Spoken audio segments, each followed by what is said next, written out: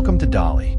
We believe that to truly understand the world, no question is too sacred to ask, and no boundary is too firm to cross.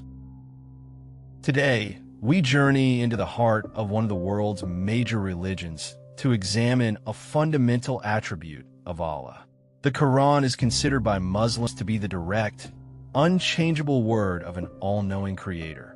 But what if the text itself contains evidence that challenges that very idea?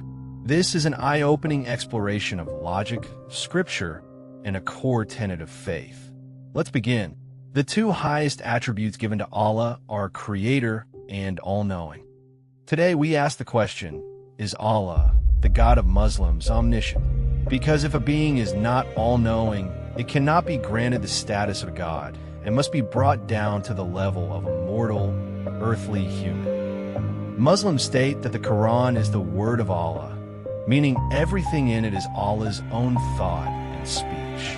That's why at the very beginning of the Quran, in Surah 2, verse 2, it says, "This is the book about which there is no doubt, a guidance for those conscious of Allah."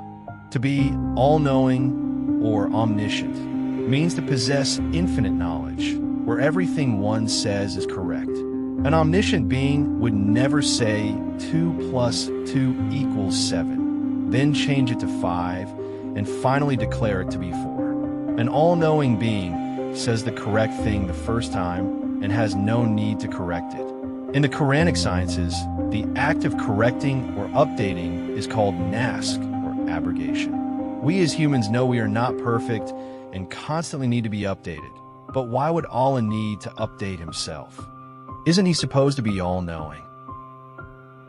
As has been stated, according to Muslim belief, the Quran is the word of Allah. For this reason, no one is permitted to insult it, and the offender must be punished with the most severe penalty. And yet, within the Quran, there are verses that Allah himself has abrogated and then corrected. According to different Quranic scholars, the number of these abrogated verses varies. Some scholars believe there are only a few, while others count many more. In the Quran, at least 5 verses, and according to the opinions of Quranic scholars, 228 verses have been abrogated and then corrected by Allah. Ibn al-Jawzi believed there were 247. Ibn Hazm counted 214. Al-Nahas identified 134. And al-Suyuti said there were 20. But the exact number doesn't matter. What matters is the act itself. That Allah changed his own words, essentially telling people, sorry, I made a mistake. This new verse is correct, the previous one was not. Let's look at a few examples. The verse of Najwa, or the private consultation, was abrogated by the verse that followed it.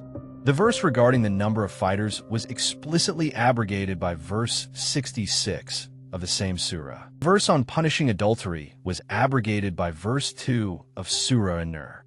The issue of wine consumption is another example. Initially, it is discouraged in several verses, with one suggesting Muslims should not drink when praying. But suddenly, Allah seems to reach a different conclusion. In Surah 5, verse 90, it is labeled satanic, and a complete ban on wine is enforced. The issue of wine, an all-knowing being should state the final, correct word from the very beginning, without needing to update its own speech. The contradictions don't stop there. For 1,400 years, it seems Muslims themselves have known that the Quran is not the direct, complete word of Allah, because they have written their religious and customary laws according to their own regional traditions.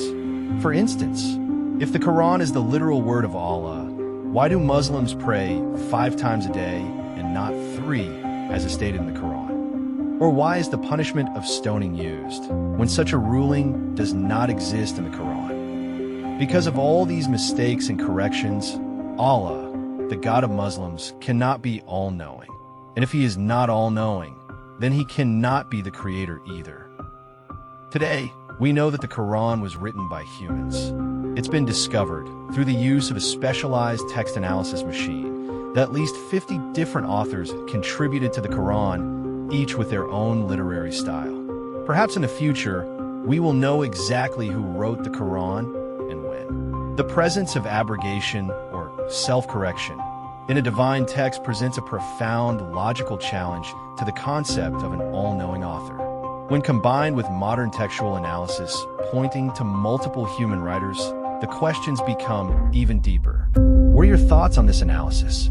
Can the concepts of abrogation and divine omniscience coexist? Share your perspective respectfully in the comments below.